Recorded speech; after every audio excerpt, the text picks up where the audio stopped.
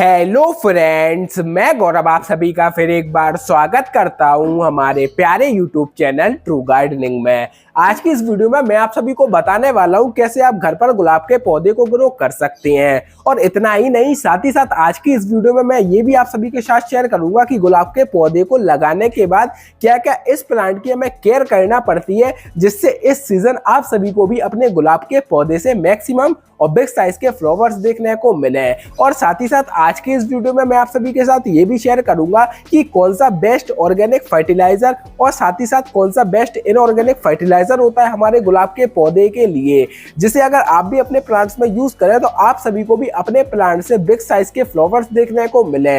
अभी जैसा कि स्क्रीन पर इसके सक्सेसफुल रिजल्ट आप सभी को शो भी हो रहे होंगे। यानी कि आज की जो हमारी वीडियो फुल ऑफ इंफॉर्मेशन होने वाली है, तो इस वीडियो को आप पूरा ध्यान से आखिरी तक देखिएगा। बाकी अगर आखिरी तक ये वीडियो आप सभी को इंफॉर्मेटिव लगे तो इस वीडियो को लाइक, कमेंट, शेयर और हमारे चैनल को सब्सक्राइब करना ना भूलें, क्योंकि हमारे चैनल पर कुछ ऐसी अमेजिंग और इंफॉर्मेटिव वीडियोस आती रहती हैं। तो चलिए हम आज का वीडियो स्टार्ट करते हैं।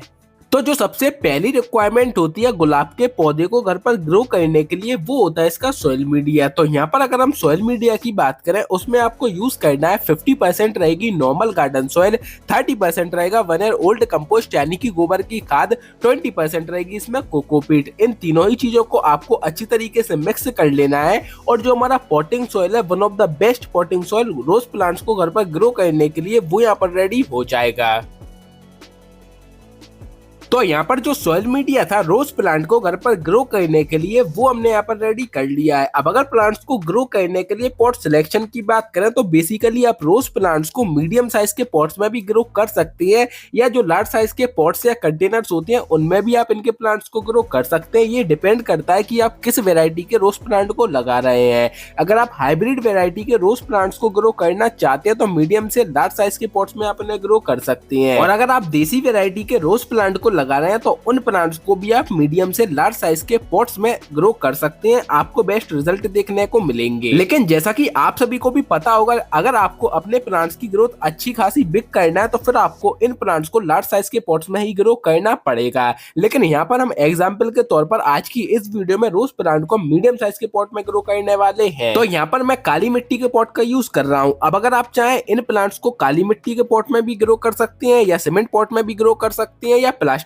पॉट में भी ग्रो कर सकते हैं। अब बात आती है कि कौन सा पॉट सबसे बेस्ट होता है रोज प्लांट को ग्रो करने के लिए। अगर मैं पर्सनल एक्सपीरियंस आप सभी के साथ शेयर करूं, तो आप जब भी रोज प्लांट को घर में ग्रो करें तो आप जो काली मिट्टी के पॉट आते हैं उन्हीं में ही इन प्लांट्स को ग्रो करिएगा। आपको अपने प्लांट्स की बेस्ट ग्रोथ देखने को मिलेगी। वैसे तो आप चाहे इन प्लांट्स को सीमेंट पॉट में भी ग्रो कर सकते हैं, प्लास्टिक पॉट में भी ग्रो कर सकते हैं, लेकिन उन पॉट्स में आपको इन पौधों की जो ग्रोथ है वो ज्यादा अच्छी देखने को नहीं मिलेगी। और साथ ही साथ जो रोज प्लांट्स होते हैं 12 महीने के प्लांट होती हैं, तो अगर आप प्लास्टिक पॉट में या सीमेंट पॉट में इन प्लांट्स को लगा भी लेंगे तो गर्मियों का सीजन जैसे ही आएगा फिर आप अपने प्लांट्स को बचा नहीं पाएंगे। गर्मियों के मौसम में फिर आपको इन प्लांट्स की एक्सट्रीम केयर करना पड़ेगी। और अगर आप उन पॉट्स की जगह काली मिट्टी के पॉट का यूज करेंगे, फिर आपको अपने प्लांट्स की गर्मियों के मौसम में भी कम केयर करना पड़ेगी, क्योंकि जो काली मिट्टी के पॉट होती है, जैसा कि आप सभी को भी पता होगा, ये ठंडक प्रोवाइड कराते हैं हमारे प्लांट्स को। तो यहाँ पर मैंने भी काली मिट्टी के पॉट को सिलेक्ट करा हुआ है, जिसके बॉटम में मैंने ड्रेनेज सिस्टम के लिए होल भी कर लिया है। बॉटम में ड्रेनेज सिस्टम के लिए होल होना कंपलसरी है।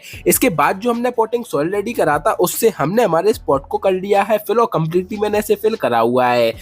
तो ये हमारा गुलाब का पौधा, जिसे मैंने इसकी कटिंग से ही ग्रो करा है। अगर आप भी सीखना चाहते हैं कि कैसे आप घर पर ही गुलाब के पौधों को फ्री में उसकी कटिंग से ग्रो कर सकते हैं, तो इसके ऊपर जो फुल वीडियो आपको हमारे यूट्यूब चैनल पर मिल जाएगी। और उस वीडियो में मैंने पूरा कंप्लीट प्रोसेस आप सभी के साथ शेयर करा हुआ है। तो यहाँ पर जो हमारा गुलाब का पौधा है, उसे पहले हम निकाल लेते हैं इस पॉट में से। अब एक बात का याद रखना है, आज की इस वीडियो में जो मेथड मैं आप सभी के साथ शेयर कर रहा हूँ, इसी सेम मेथड को फॉलो कर आप नर्सरी से लाए हुए गुलाब के पौधों को भी ग्रो कर सकती हैं, या अगर आपने घर पर ही पहले से कटिंग से प्लांट्स को लगा रखा है गुलाब के पौधों को, तो उन प्लांट्स को भी बिल्कुल सेम ही मेथड से फॉलो कर आप ग्रो कर सकती हैं। आपको भी इनके बेस्ट रिजल्ट देखने को मिलेंगे। तो यहाँ पर जो हमारा गुलाब का पौधा था, जिसे मैंने घर पर ही कटिंग से लगाया था, आप देख सकते हैं इस कटिंग की जो रूट्स हैं वो भी कितनी अच्छी तरीके से बन चुकी हैं, और अब ये जो प्लांट्स है ट्रांसप्लांटिंग के लिए रेडी भी हो चुका है। तो सिंपली गुलाब के पौधे को आप सभी को लगाने के लिए क्या करना है, पॉट में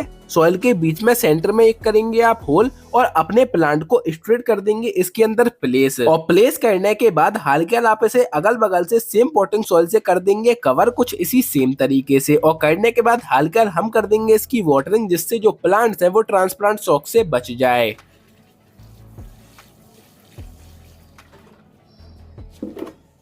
तो यहाँ पर हमने गुलाब के पौधे की वाटरिंग भी कर दी है। इसके बाद इस पॉट को 2 से 3 दिनों के लिए हम प्लेस कर देंगे शेड एरिया में, जिससे जो हमारा न्यूली ग्रोन रोज का प्लांट है ये अपनी न्यू सॉइल में अच्छी तरीके से स्टेबल हो जाए। जब ये प्लांट अपनी न्यू सॉइल में अच्छी तरीके से स्टेबल हो जाएगा उसके बाद इस पौधे को हम डायरेक्ट सनलाइट में कर देंगे प्लेस, क्योंकि गुलाब के पौधों को ग्रो होने के लिए डायरेक्ट सनलाइट की रोशनी की बहुत ही ज्यादा नीड होती है। उसी में ही आपको इन प्लांट्स की जो ग्रोथ है बेस्ट देखने को मिलेगी। और हाँ, साथ ही साथ एक चीज का और ख्याल रखना है, अगर इस पौधे में फ्लावर के बड्स लगे हो तो उन्हें भी आपको रिमूव कर देना है, क्योंकि अभी जो हमारा प्लांट है छोटा है और इस स्टेज पर हम इस प्लांट से फ्लावरिंग नहीं लेंगे। पहले हम हमारे प्लांट को अच्छा बुशी बनाएंगे, उसके बाद फिर हम इससे लेंगे फ्लावरिंग। बाकी हमें कुछ नहीं करना है, डेली बेसिस पर इस प्लांट की वाटरिंग का रखना है ख्याल। तो चलिए अब हम देखते हैं इसके सक्सेसफुल रिजल्ट। और बाकी अगर ये वीडियो आप सभी को इन्फॉर्मेटिव लगे तो इस वीडियो को लाइक, कमेंट, शेयर और हमारे चैनल को सब्सक्राइब करना ना भूलें।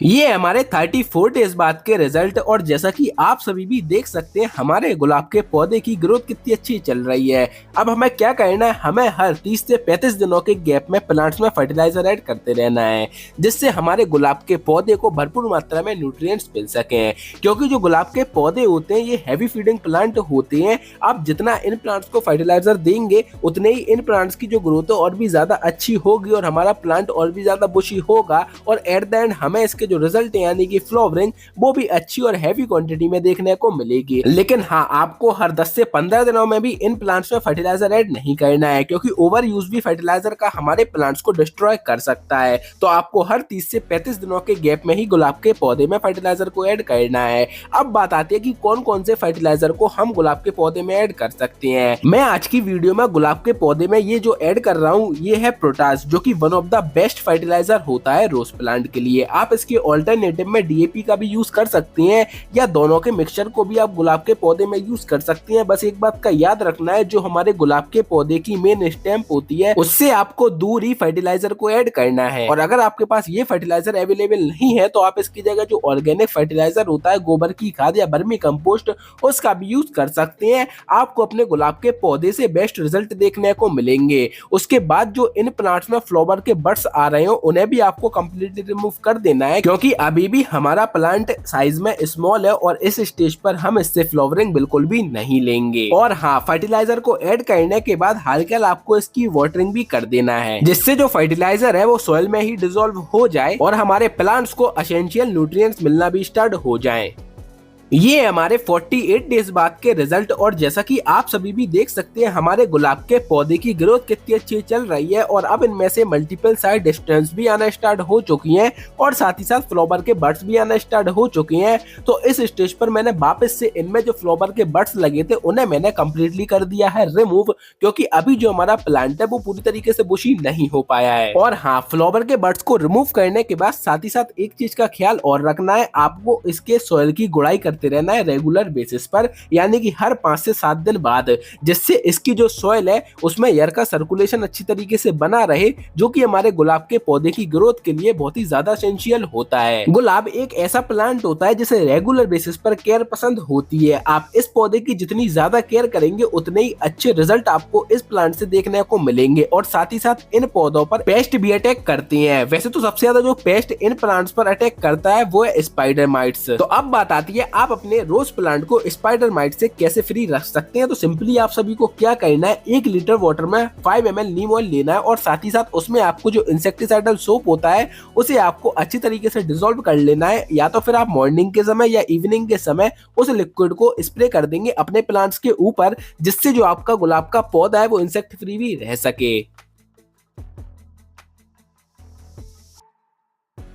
ये है 121 दिन बाद के रिजल्ट और ये आप सभी के सामने हमारे गुलाब के पौधे के फाइनल रिजल्ट्स। और सबसे पहले आप गुलाब के फ्लावर्स का साइज देखिए और साथ ही साथ अगर आप देखेंगे तो इनमें ढेरों सारे फ्लावर के बड्स भी लगे हुए हैं और साथ ही साथ हमारे प्लांट की जो ग्रोथ है वो भी और भी ज्यादा कितनी अच्छी तरीके से चल रही है। ये सिर्फ और सिर्फ आज की इस वीडियो में जो प्रोसेस मैंने आप सभी के साथ शेयर करा था उसी सेम प्रोसेस को फॉलो कर मैंने भी इस प्लांट की केयर की है। बाकी ये वीडियो आप सभी को कैसी लगी तो नीचे कमेंट बॉक्स में कमेंट कर जरूर बताइएगा और इस वीडियो को लाइक करना ना भूलें।